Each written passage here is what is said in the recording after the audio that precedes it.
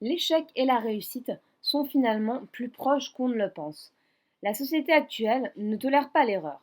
La perfection est une recherche effrénée, que ce soit à l'école ou plus tard dans le monde du travail.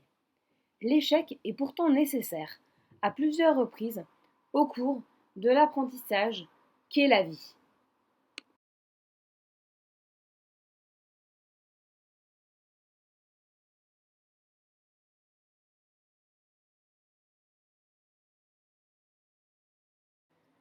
Thomas Edison disait: Je n'ai pas échoué, j'ai trouvé 10 000 façons qui ne fonctionnaient pas.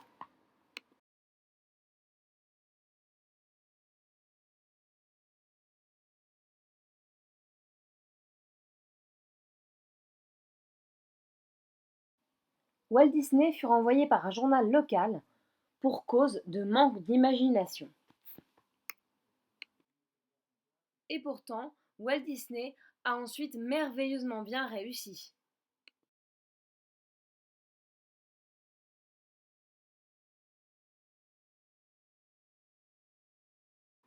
Elizabeth Gilbert a tout d'abord mis 6 ans à publier son livre Mange Priam.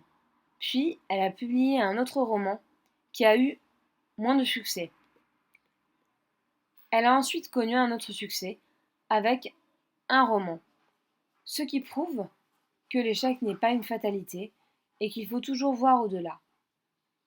Il faut aller plus loin, continuer ses passions et vivre ses rêves, même si cela est difficile. Au bout du compte, nous arriverons au but escompté.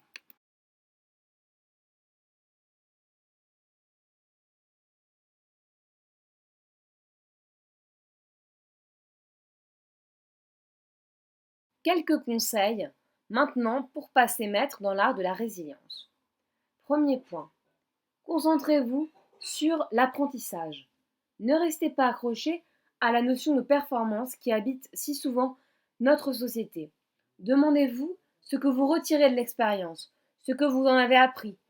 La prochaine fois, peut-être, ne feriez-vous pas les mêmes erreurs? Après avoir subi un échec, on se remet forcément en question. Et ce n'est pas toujours négatif comme on peut le croire. On peut réfléchir à nos erreurs afin de s'améliorer. Et ça peut être au contraire très positif.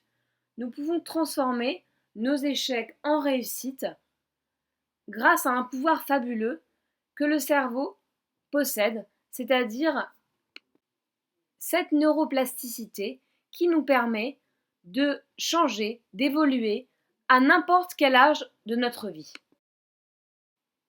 Enfin, apprenons aux enfants que les échecs font de nous des personnes plus fortes. Les enfants ont tendance à être jugés et notés à l'école, et dans la vie en général, on ne tolère pas beaucoup l'échec. Alors, en tant que parents, autorisons-leur l'échec. Engageons notre temps pour leur dire qu'il faut prendre des risques. Et puis, félicitons-les s'ils essaient un sport, mais qu'ils ne l'apprécient pas forcément.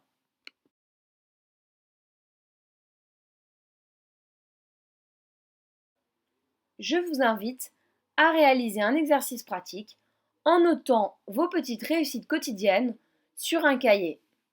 Vous nous direz les bénéfices que vous en avez retirés en dessous de cette vidéo. Merci, à bientôt!